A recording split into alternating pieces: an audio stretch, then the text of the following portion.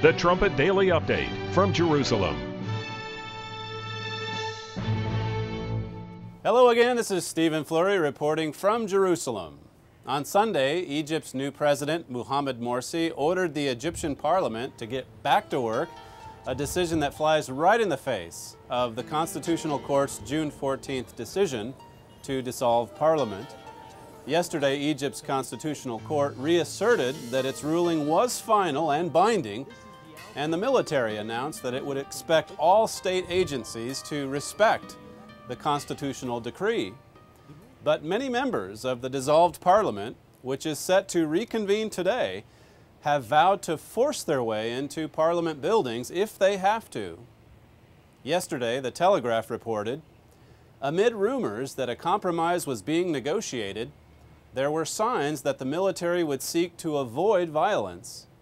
A number of soldiers outside the parliament buildings appeared to have been withdrawn last night, and no efforts were made to prevent one MP from going inside. Guards who remained said they would not stop other members from entering. Now, the tug-of-war might continue on for a little while longer, but if you've noticed anything about Egypt over the last several months, it's the Egyptian military that keeps backing down, not the Muslim Brotherhood. As Robert Morley wrote in his column on thetrumpet.com today, he said Morsi's move was a direct challenge to the former military rulers. It shows his strength, but more importantly, it shows the direction Morsi wants to take Egypt, away from the more secular constitution and into a fundamentalist Islamic future. Now you can see why the military desperately wanted to limit the president's new powers once it became clear that the Muslim Brotherhood would win the election a few weeks ago. And now, just 2 weeks into his presidency, look at what's happening. Morsi seems pretty confident that he can simply assume those powers and just take them. And as Mr. Morley noted, who really is going to step forward and stop him? There may be a few delays along the way, but do you really think any individual or group will be able to turn back the Muslim Brotherhood takeover of Egypt?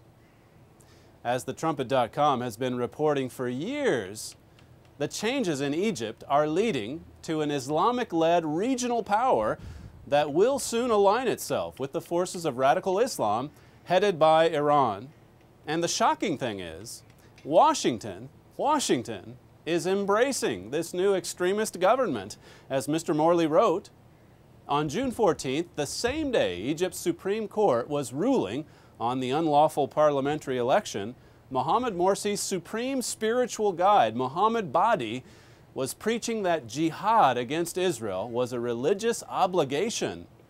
Since Israel is supposedly America's ally, this is Mr. Morley writing, one would think that President Obama might have been concerned, especially since Badi is Morsi's supreme religious guide. Badi said Muslims are required to engage in jihad of self and money toward the goal of freeing Jerusalem from the filth of the Zionists and imposing Muslim rule throughout beloved Palestine. Now, this is the administration that America helped to install in place of Hosni Mubarak. This is supposedly America's new Egyptian ally. Make sure you read Mr. Morley's column today at thetrumpet.com for the full story on what's happening in Egypt. This is Stephen Flurry reporting from Jerusalem.